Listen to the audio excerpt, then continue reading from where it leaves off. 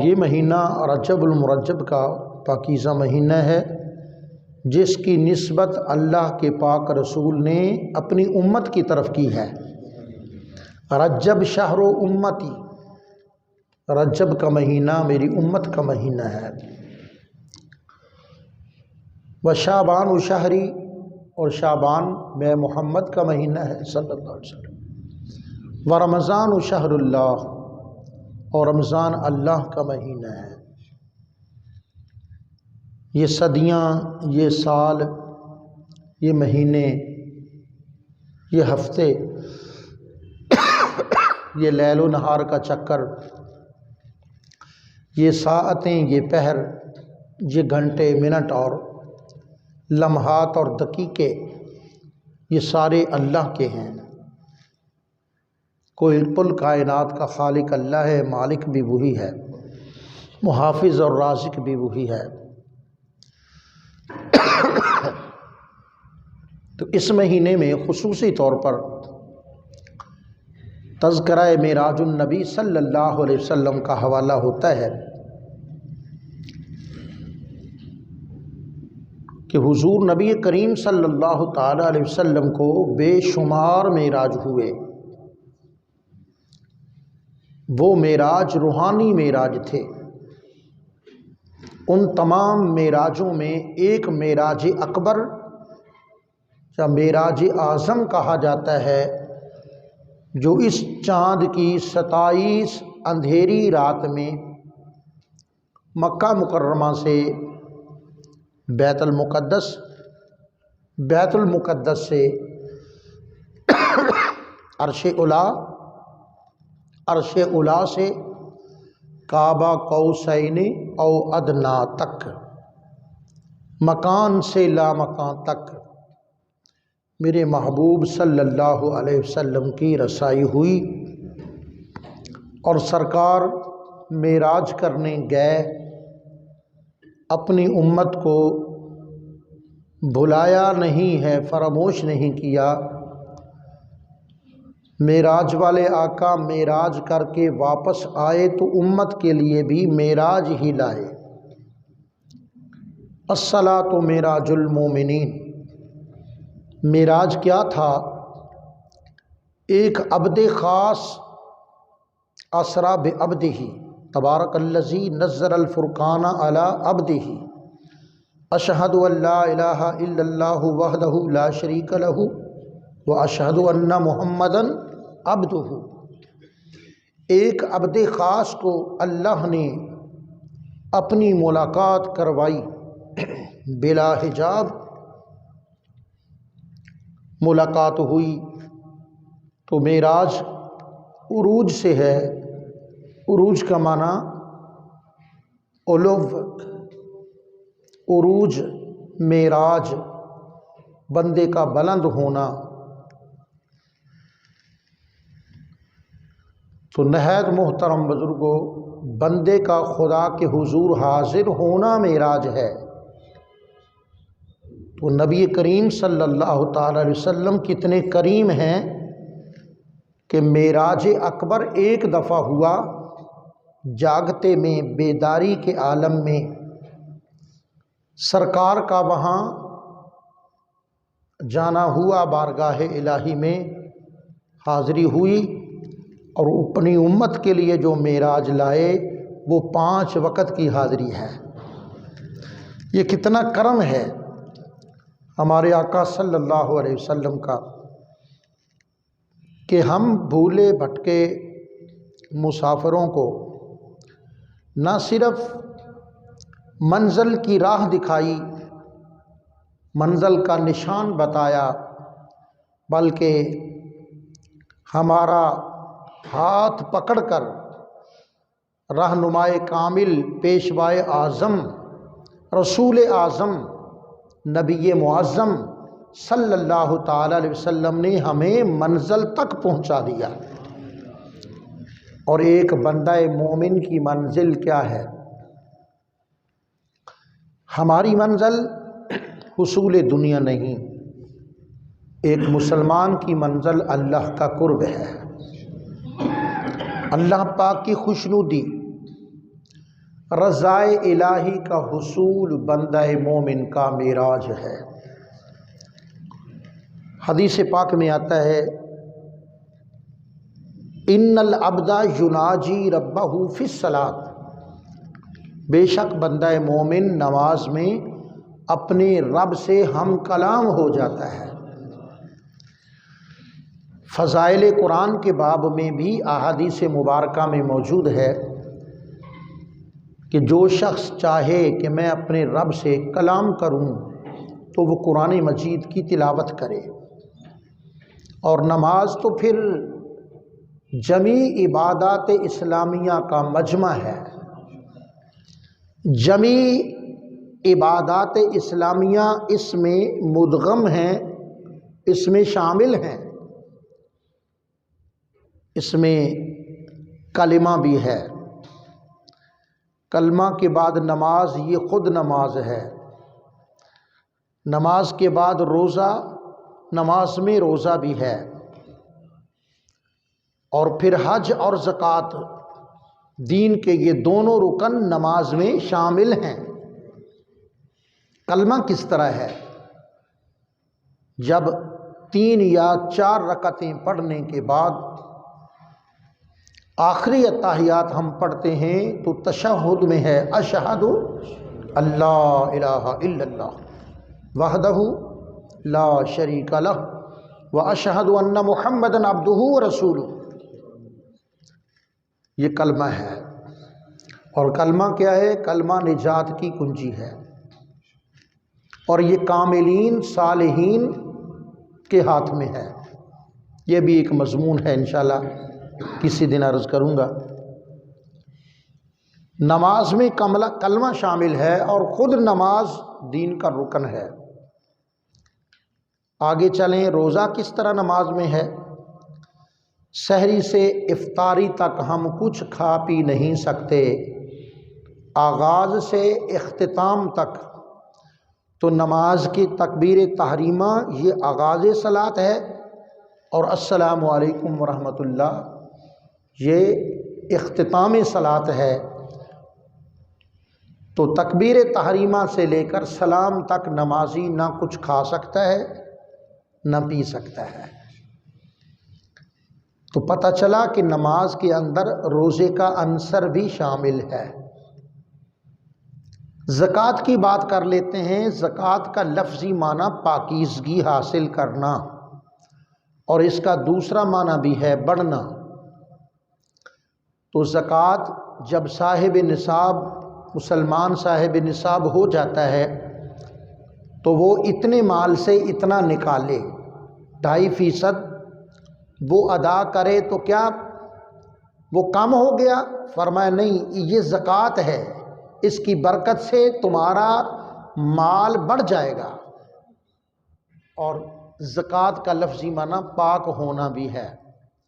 तो नमाज ऐसा अजीम तोहफ़ा है, ऐसा अजीम अमल है नमाज, जिसकी बरकत से सबसे पहले हमारा वजूद पाक होता है।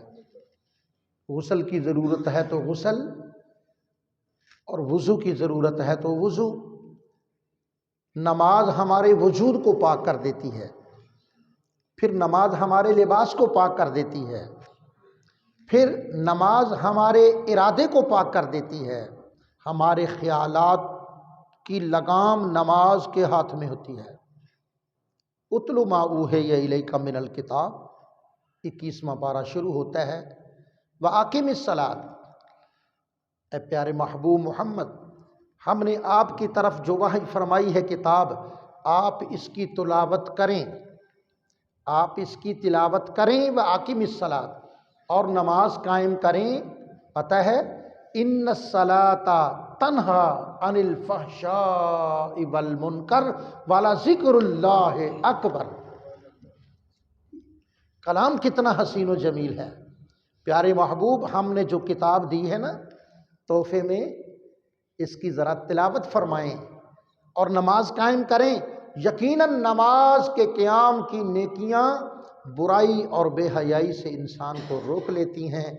क्यों भला? फरमाया वाला ज़िक्रुल्लाह अकबर, अल्लाह का जिक्र सब ज़िक्रों से बड़ा ज़िक्र है, ये अफजल ज़िक्र है, ये आला मिनल अज़कार है, ये अजमल ज़िक्र भी है, अहसन ज़िक्र भी है, आला और बाला ज़िक्र है। वाला ज़िक्रुल्लाह अकबर, अल्लाह अकबर, ज़िक्रुल्लाह अकबर, वरिदवानुम मिनल्लाह अकबर। ये तीनों जुमले कुरान मजीद में आए कि अल्लाह अकबर, वाला ज़िक्रुल्लाह अकबर, वरिदवानुम मिनल्लाह अकबर। मतलब ये है कि अल्लाह जो अकबर है उसका ज़िक्र अकबर कीजिए ताकि तुम्हें अल्लाह की रिदवान अकबर नसीब हो जाए। और फिर फरमाया वरिदवानुम मिनल्लाह अकबर ज़ालिका हुवल फौजुल अज़ीम, कि बंदा मोमिन को अल्लाह की रज़ा और खुशनुदी का हासिल हो जाना, ज़ालिकल फौजुल अज़ीम, यही तो मेराज है। ज़ालिका हुवल फौजुल अज़ीम, ये बहुत बड़ी फौज़ो फलाह है, ये बहुत बड़ी कामयाबी है कि बंदा उठा अपने बारगाहे खुदा में, वो सजदा रेज़ हो गया। और पता है उसकी रहमत पहले तो गश्त करती है आसमान का, फिर ज़मीन व आसमान के दरमान खला का, कि मैं कहाँ जाऊँ, कोई मेरा तालिब हो। और जब बंदा नमाज के हालत सजदा में चला जाता है तो खुदा की रहमत वो झूमने लगती है। पहले घूम तो रही होती है, अब वो झूमती झूमती उस बंदे के पास आ जाती है जो बंदा अपनी जबीन नियाज को झुकाकर बारगाह इलाही में सजदा रेज़ है और ज़बान से कह रहा है सुबहान रब्बियल आला, मेरा रब पाक है जो बुलंद है, मेरा रब पाक है जो बुलंद है।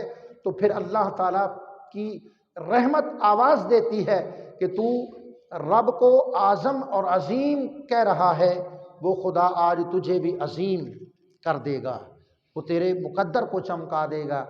सरकार दो आलम सल्लल्लाहु अलैहि वसल्लम की एक हदीस पाक इसी मंज़र को अपने अंदाज में यूँ बयान फरमाती है, बंदा मोमिन जब नमाज के इरादे के लिए घर से निकलता है कई गुनाह माफ़ हो जाते। अभी मस्जिद में पहुंचा नहीं, अभी उसने वुज़ू भी नहीं किया, अभी सफ़ आरा नहीं हुआ, अभी उसने नीयत नहीं बांधी, भाई अपने घर के दरवाजे से अभी निकला है, मियाँ साहब किधर जा रहे हो, मैं जी अल्लाह के घर की हाज़िरी के लिए। या यूँ कहो कि बंदा मोमिन मैं अल्लाह के फजल से मेराज पर जा रहा हूँ, मैं सफ़रे मेराज के लिए जा रहा हूँ सल्लल्लाहु अलैहि वसल्लम। फिर हुजूर ने फरमाया कि जब बंदा वुज़ू करता है उसके जिस्म से गुनाह निकलते हैं हत्ता तहतल अज़फ़ार, नाखूनों के नीचे से भी गुनाह निकल कर खारज हो जाते हैं, बह जाते हैं। और फिर फरमाया कि जब नफली नमाज पढ़ता है उसके गुनाह माफ़ होते हैं, हत्ता कि जब सजदे की हालत में जो अभी माफ़ नहीं हुए ज़रा सख्त थे, होता है ना कोई दाग तो हल्का सा पानी लगाएं उतर गया, ज़ायल हो गया, और किसी को थोड़ा सा सर्फ लगा के ज़ायल हो गया, और कुछ लीचड़ किस्म के दाग होते हैं जो इस तरह नहीं उतरते बल्कि वो किसी सख्त साबन से रगड़ रगड़ कर उतारने होते हैं, लेकिन फिर भी कुछ ना कुछ असर रह जाता है स्याही का जी। तो फिर अब क्या है, अब कुछ मिसाला भी चाहिए हमें, तो कुछ मिसाला भी उसमें डाल के ना अब ज़रा तो जो रह गए हैं पहले तो मुआफ़ी हो गए और गिर गए, हत्ता तहतल अज़फ़ार, नाखूनों के नीचे से भी गुनाह निकल गए, लेकिन जो लीचड़ किस्म के हमारे रूह पर और हमारे दिल पे कब्ज़ा किए बैठे हैं जी, ये दाग और धब्बे गुनाह के जो अभी नहीं उतरे, मेरे करीम आका फरमाते हैं जब वो सजदा रेज़ होता है तो उसके तमाम गुनाह मुआफ़ कर दिए जाते हैं।